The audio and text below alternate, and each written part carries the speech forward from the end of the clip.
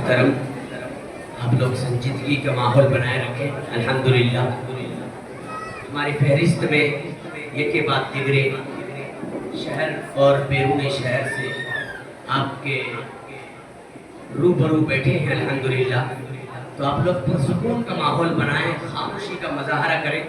جو حضرات پیچھے ہیں وہ اپنی کرسیاں لے کر سامنے بیٹھ جائیں تاکہ معلوم ہو کہ ہم صحابہ والے ہیں.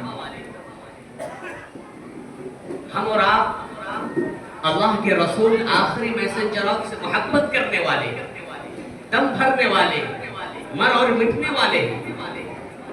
اس لیے جو بھی حضرات باہر ہیں ادھر ادھر پھر رہے ہیں ان سے میری درخواست ہے کہ وہ پیچھے والے آگے آ جائیں اور کرسیاں لے کر بیٹھ جائیں. حضرات محترم، آئیے ہم کارواں کو اور آگے بڑھاتے ہوئے، کسی رائٹر نے سچ لکھا ہے کہ بارش کو دھرتی سے اپنا وجود منوانے کے لیے اپنی پہلی بوند کو کھونا اور مٹانا پڑتا ہے، تب کہیں جا کر یہ دھرتی بارش کے قطرات کو اکٹھا کرتی ہے اور اس کے وجود کو تسلیم کر لیتی ہے. جی ہاں، آج ہمارے بیچ ایسے ہی مقرر اور علماء بیٹھے، ان میں سے ایک ایسے ہی بے باک خطیب. جی ہاں، تو لیجئے جس نے بہت ہی عرق ریزی کے ساتھ اس میں اپنے آپ کو کھپایا مٹایا، تو ارباب علم و فن نے ان کے اس وجود کو تسلیم کرتے ہوئے انہیں خطابت کا سوار کہا. کسی نے میدان خطابت کا بے باک مقرر کہا. انہی میں سے میں حضرت مولانا محمد فیضان صاحب، صدر مدرس دارالعلوم محمدیہ پونا مہاراشٹرا سے بڑے ہی ادب و احترام کے ساتھ درخواست کرتے ہیں حضرت والا کو اس شعر کے ساتھ کہ خطابت وجد میں آئے تو پھر ہتھیار بن جائے. خطابت وجد میں آئے تو پھر ہتھیار بن جائے. کبھی خنجر کبھی نیزہ کبھی تلوار بن جائے. اور خطابت کی گلب شانی مسلم ہے زمانے پر، یہ نجاشی کے آگے جعفر تیار بن جائے. حضرت والا سے درخواست کرتے ہیں کہ حضرت والا اپنی قیمت نصائح سے ہم سامعین کو مستفیض کریں.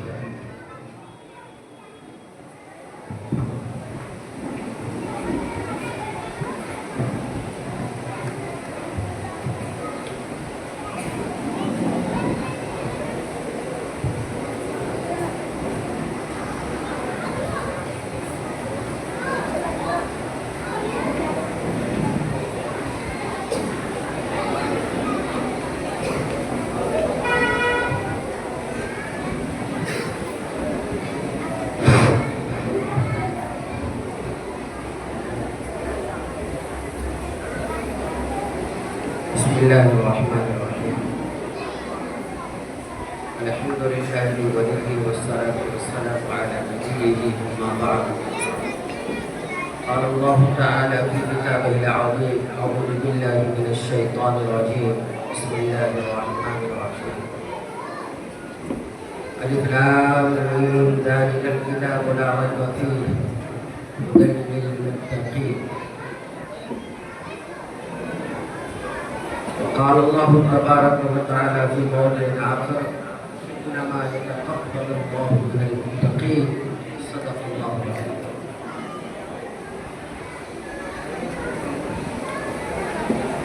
قابل صد احترام معزز علماء کرام،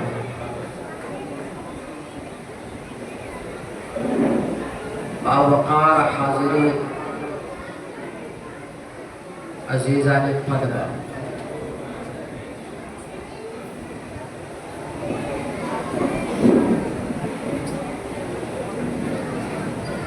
چونکہ یہ مجمع مخلوط ہے، اس میں بچے بھی ہیں بڑے بھی ہیں، پردہ نشی خواتین بھی ہیں. اس لیے بات کچھ ایسی ہو جائے جو سب کے لیے مشترک ہو.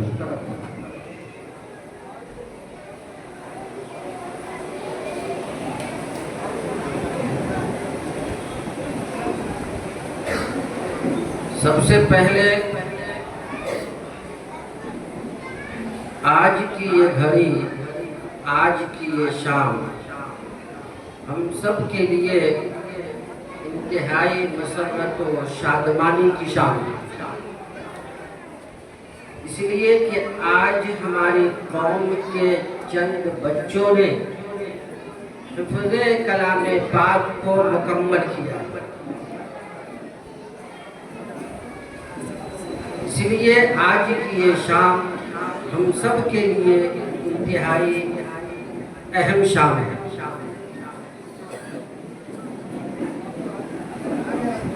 اور اہم اس لیے ہے کہ اللہ تبارک و تعالیٰ نے اپنے معزز کلام پاک کو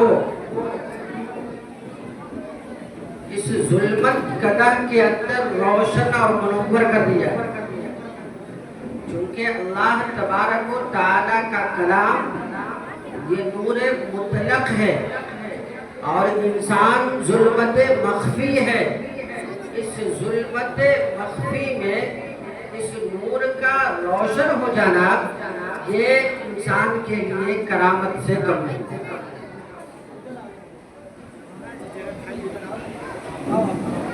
اور اگر دیکھا جائے تو یہ سرچشمہ زندگی بھی ہے، سرچشمہ حیات بھی ہے، اس لیے کہ یہی وہ کلام ہے کہ جس کی بنیاد پر انسانوں کو وہ زندگی ملتی ہے جس زندگی میں دوام ہو جاتا ہے، جس زندگی میں ہمیشگی ہو جاتی ہے، یعنی ایسی زندگی ملتی ہے کہ جو زندگی کبھی ختم نہیں ہوتی۔ اس لیے کہتے ہیں کہ نہ حافظ مرتا ہے، نہ قاری مرتا ہے، نہ عالم مرتا ہے،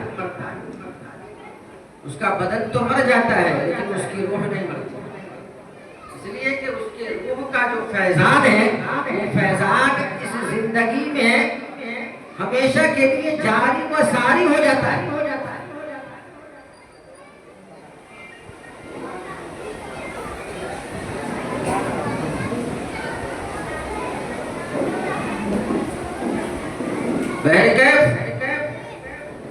تو یہ کلام پاک انسان کو دوامی زندگی عطا کرتی ہے،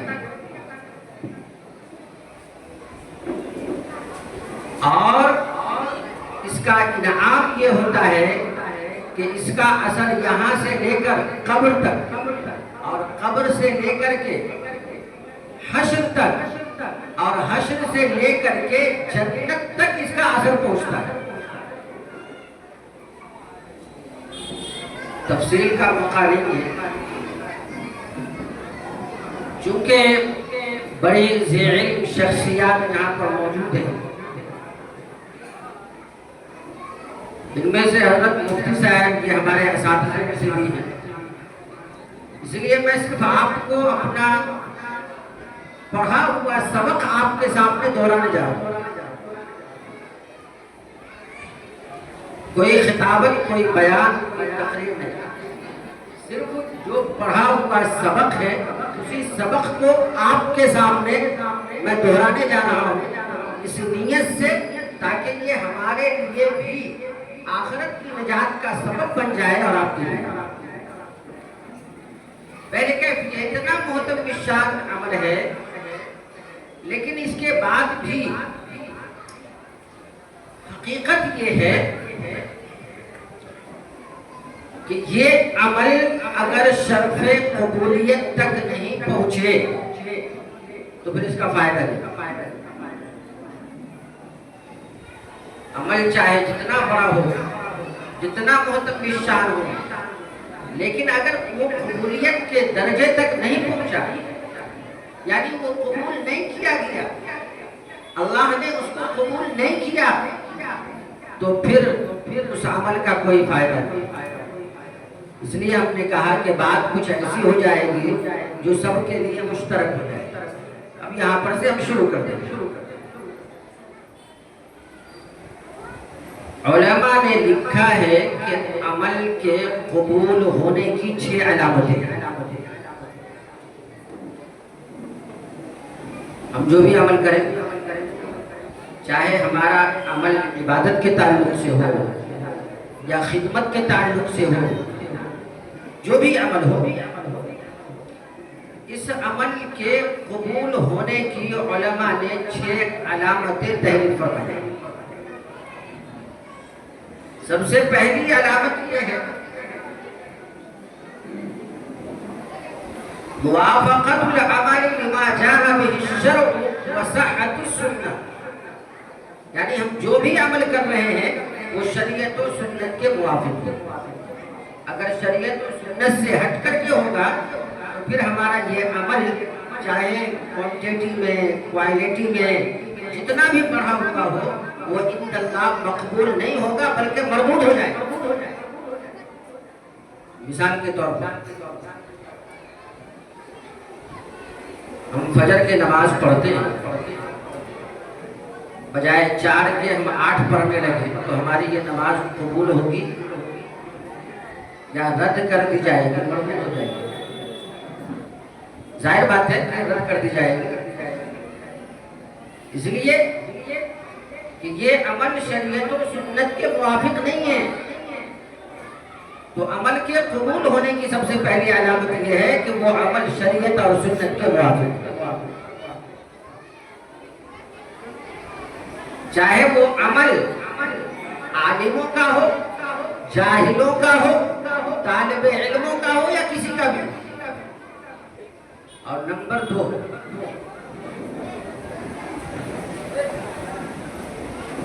ابتغاء وجہ اللہ بالعمل, کہ عمل سے مقصود اللہ کی رضا ہو, غیر اللہ کی رضا نہیں. غیر اللہ کو خوش کرنا مقصد نہیں, صرف اللہ کو خوش کرنا مقصد تو وہ عمل قبول کیا جائے. اسی کو کہا جاتا ہے میزان الاعمال فی باطنہا, یعنی باطن کے اعتبار سے اعمال کو تولنے کی جو کسوٹی ہے وہ یہی ہے کہ یہ عمل, یہ کام, یہ اللہ کی رضا کے لیے ہے یا اللہ کی رضا کے علاوہ کے.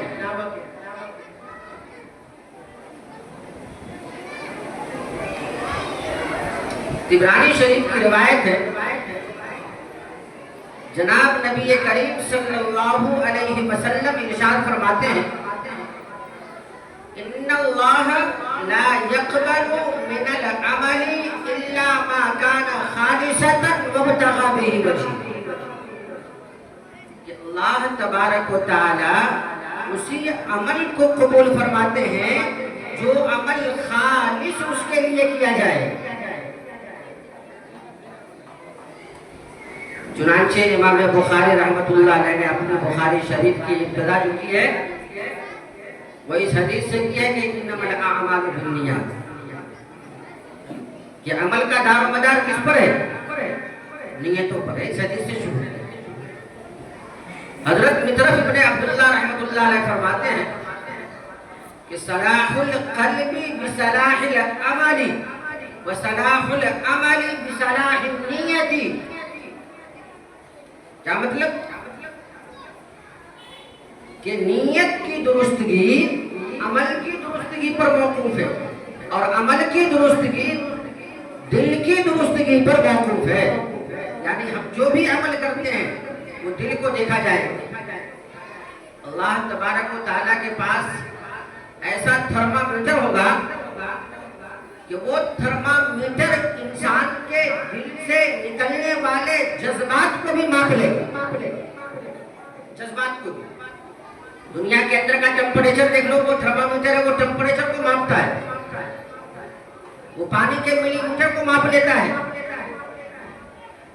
تو اللہ تبارک و تعالیٰ کے پاس ایسا تھرمامیٹر ہوگا کہ وہ دل سے نکلنے والے اعمال کے جذبے کو ماپ لے گا اور پھر یہ کہا جائے گا کہ یہ خالص اللہ کے لیے تھا یا پھر غیر اللہ کے لیے تھا.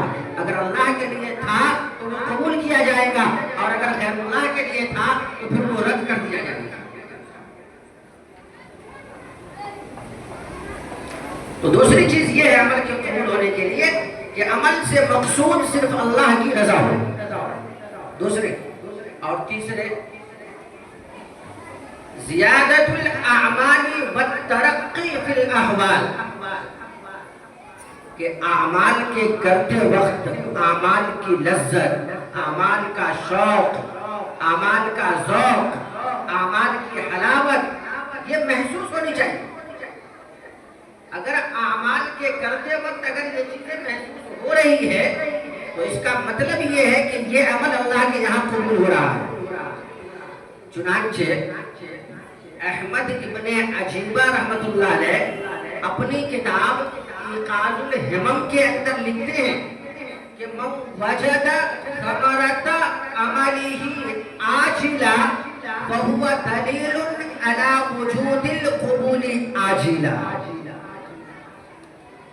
کہ جس کسی کو بھی عمل کے کرتے وقت عمل کی لذتیں مل رہی ہے اس کا مطلب ہے کہ یہ عمل قبول ہو رہا ہے اللہ کے، اور عمل کے کرتے وقت عمل کی لذتیں نہیں مل رہی، بے دلی سے عمل ہو رہا ہے، بوجھ کے ذریعے سے عمل ہو رہا ہے، صرف فرض اتارنے کے ذریعے سے عمل ہو رہا ہے، تو پھر یہ عمل اللہ تبارک و تعالیٰ کے یہاں قبول نہیں، اور اس پر جو اجر ملنا چاہیے وہ اجر نہیں ملے۔ نمبر 3، عمل کے قبول ہونے کی تیسری علامت کہ عمل کرتے وقت ہمیں عمل کی لذت ملنی چاہیے۔ ہم قرآن پڑھ رہے ہیں تو قرآن کی لذت ملنی چاہیے، ہم نماز پڑھ رہے ہیں نماز کی لذت ملنی چاہیے، ہم جو بھی عبادتیں کر رہے ہیں اس عبادت کی لذت ملنی چاہیے۔ یہ تیسری علامت۔ چوتھی علامت عمل کے قبول ہونے کی یہ ہے کہ المداومۃ علی العمل، کہ عمل پر پختگی ہونی چاہیے، عمل پر دوام ہونا چاہیے، ہمیشگی ہونی چاہیے۔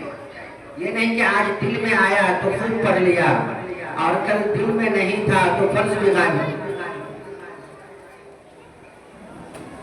تو عمل پر ہمیشگی، ایک نماز کے بعد دوسرے نماز کو آ جانا، ایک روزہ رکھ لینے کے بعد دوسرے روزہ کا رکھ لینا، یہ عمل کے قبول ہونے کی علامتیں ہیں۔ یعنی اللہ تبارک و تعالیٰ اس کے اس عمل کو قبول کر رہا ہے، اس لیے دوسرے نماز کی حاضری مسجد میں یقینی بنا دیا ہے۔ اگر اللہ تبارک و تعالیٰ اس کے عمل کو قبول نہیں کرتا تو پھر دوسری نماز کے لیے اس کو مسجد میں نہیں بلاتا، بلکہ مسجد سے باہر سے دھتکار دیتا، نہیں دھتکار دیتا۔ اب اگر ہم کو کسی کے مہمان کا اگر استقبال کرنا ہو تو ہم اس کو بلاتے ہیں، گھر کے دروازے پہ آ کے اس کا استقبال کرتے ہیں، جیسے مدرسے والوں نے ہم لوگوں کا استقبال کیا۔ اب اگر ان کو ہم سے نفرت ہوتی تو پھر وہیں سے جو ہے السلام علیکم وعلیکم السلام بول دیتے، بولتے کہ نہیں بولتے؟ تو گویا کہ ایک عمل کے بعد دوسرے عمل کی توفیق کا مل جانا یہ عمل کے عند اللہ قبول ہونے کی دلیل ہے۔ اور پانچویں چیز جو ہے عمل کے قبول ہونے کی دلیل علامت وہ ہے تقویٰ۔ کیا ہے وہ؟ تقویٰ۔ ہم نے آپ کے سامنے شروع کی ایک آیت کریمہ پڑھی تھی کہ الف لام میم ذالک الکتاب لا ریب فیہ ھدی للمتقین۔ اس کے بعد ایک آیت کریمہ پڑھی تھی کہ انما یتقبل اللہ من المتقین، کہ اللہ تبارک و تعالی عمل کو متقیوں سے ہی قبول فرماتے ہیں، غیر متقی سے عمل کو قبول نہیں فرماتے۔ اور متقی کی صفات تو بہت ساری ہے، لیکن ہم مختصراً آپ کے سامنے عرض کر دیتے ہیں کہ معروفات پر عمل کرنے والا اور منہیات سے بچنے والا، یعنی اللہ نے جن چیزوں سے بچنے کو کہا ہے ان سے بچنے والا، اور اللہ نے جن چیزوں کو کرنے کو کہا ہے ان چیزوں کو کرنے والا، یہ اصلاً متقی ہے۔ تو اللہ تبارک و تعالیٰ متقیوں سے عمل کو قبول فرماتے ہیں۔ اس لیے ہم کوشش یہ کریں کہ ہم اپنے آپ کو متقی بنائیں، متقی دکھائیں نہیں۔ متقی دکھانا اور ہے، متقی بننا اور ہے۔ متقی بنانے کی کوشش کریں، پھر انشاءاللہ ہم جو بھی عمل کریں گے اس عمل کے اوپر انشاءاللہ آپ کو اجر ملے گا، بنیں گے انشاءاللہ متقی۔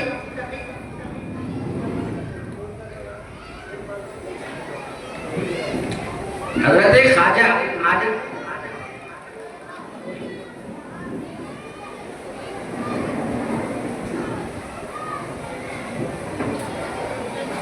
حضرت خواجہ عبد المالک امام العلماء والصلحاء حضرت خواجہ عبدالمالک صدیقی رحمۃ اللہ علیہ، یہ ان کا تقویٰ بڑا حیران کن تھا، بڑا حیران کرنے والا تقویٰ تھا ان کا۔ یہ گرمیوں کے موسم میں بھی چھتری لے کے چلا کرتے تھے اور ٹھنڈیوں کے موسم میں بھی چھتری لے کے چلا کرتے تھے۔ لوگوں کو تعجب ہوتا تھا، اس لیے کہ گرمیوں کے موسم میں اور برسات کے موسم میں چھتری لے کے چلنا یہ حیران کرنے والا نہیں ہے، یہ تعجب کی بات نہیں ہے، لیکن ٹھنڈیوں کے موسم میں چھتری لے کے چلنا یہ ایک عجیب بات تھی۔ حضرت کے متعلقین میں سے ایک عالم نے پوچھا کہ حضرت یہ بات ان کو سمجھ میں نہیں آ رہی ہے، گرمی اور برسات میں اگر آپ چھتری لے کے چلتے ہیں تو سمجھ میں تو بات آ رہی ہے کہ آپ جو ہے گرمی میں سایہ کر لیتے ہیں، برسات میں بارش سے بچ جاتے ہیں، لیکن یہ ٹھنڈی میں چھتری لے کر کے چلنا یہ بات سمجھ نہیں آ رہی۔ تو حضرت نے کہا کہ دراصل نہ مجھے ٹھنڈک، نہ مجھے گرمی سے بچنا مقصود ہے اور نہ مجھے بارش کے پانی کے قطرے سے بچنا مقصود ہے، بلکہ اصل اس چھتری کا مقصد ہم اپنے نظروں کی حفاظت کو بنائیں، نظروں کی حفاظت، کہ جب دیکھتے ہیں کوئی ادھر سے غیر محرم آ رہی ہے تو چھتری ادھر جھکا دیتے ہیں، جب کوئی ادھر سے غیر محرم آ رہی ہے تو چھتری ادھر جھکا دیتے ہیں، کوئی اگر سامنے سے آ رہی ہے تو چھتری ادھر جھکا دیتے ہیں۔ تو یہ چھتری ہمارے نظر کی حفاظت کا ذریعہ ہے، یہ نہیں کہ ٹھنڈی اور گرمی اور برسات سے بچانے کا سبب ہے۔ تو یہ ہے تقویٰ۔ اور چھٹی چیز جو عمل کے قبول ہونے کی چھٹی علامت ہے وہ دعا ہے۔ ہم چاہے جو بھی عمل کریں، جتنا بڑا بھی عمل کریں، جتنے کثیر تعداد میں کریں، ہم جو بھی عمل کرتے ہیں ہم اس کے قبولیت کی اللہ تبارک و تعالی سے دعا کرتے ہیں۔ حضرت ابراہیم علیہ السلام وہ بیت اللہ شریف کی تعمیر کر رہے تھے، مسجد حرام کعبہ شریف کی تعمیر کر رہے تھے، دیوار اٹھا رہے تھے، دیوار بنا رہے تھے۔ کتنا عمدہ کام ہے، مسجد کا بنانا عمدہ کام ہے کہ نہیں، اور مدرسے کا بنانا یہ بھی عمدہ کام ہے۔ یہ الگ بات ہے کہ لوگ آج کل بدگمان ہو گئے، حالانکہ یہ ایمان کی حفاظت کا سب سے بڑا قلعہ مدرسہ ہے، وقت نہیں ہے تفصیل کا۔ تو سب سے بڑا کام مسجد کا بنانا، عمدہ کام، اور بنا کون رہے؟ حضرت ابراہیم علیہ السلام جو وقت کے نبی، اور ان کے صاحبزادہ حضرت اسماعیل علیہ السلام یہ بھی جو ہے وقت کے نبی، دونوں کام بھی عمدہ، کام کرنے والا بھی عمدہ۔ اب اس کی قبولیت میں کوئی شک ہے؟ اس کی قبولیت میں کوئی شک ہوگا؟ ہمارے جیسا آدمی اگر کوئی کام کرے گا تو اس کی قبولیت میں شک رہے گا کہ پتہ نہیں قبول ہوگا کہ نہیں ہوگا۔ لیکن اس کے باوجود بھی حضرت ابراہیم علیہ السلام جب دعا کرتے تھے، جب دیوار کو اٹھاتے تھے، وَإِذْ يَرْفَعُ إِبْرَاهِيمُ الْقَوَاعِدَ مِنَ الْبَيْتِ وَإِسْمَاعِيلُ رَبَّنَا تَقَبَّلْ مِنَّا إِنَّكَ أَنْتَ السَّمِيعُ الْعَلِيمُ، یہ دعا فرماتے تھے۔ پتہ یہ چلا کہ اعمال کے قبول ہونے کی جو چھٹی علامت ہے وہ کیا ہے؟ دعا کا اہتمام۔ دعا کے اہتمام کی بنیاد پر جو ہم عمل کرتے ہیں وہ ذریعہ جاری کرنے کی بنیاد پر ہمارا وہ عمل انشاءاللہ قبول ہو جائے گا۔ تو ہم کوشش یہ کریں، چونکہ یہ مشترک مجلس تھی، مخلوط مجلس تھی، اس لیے ہم نے یہ چاہا کہ چند باتیں ایسی ہو جائے جو ہم سب کے کام کی ہو جائے۔ یہ جو ہے وہ سبق تھا جو میں نے آپ کے سامنے سنایا ہے۔ دعا کریں اللہ تبارک و تعالی ہم تمام کو ان کہی سنی باتوں پر کہنے سننے سے زیادہ عمل کرنے کی توفیق عطا فرمائے۔ آمین ثم آمین، وآخر دعوانا الحمدللہ رب العالمین برحمتک یا ارحم الراحمین۔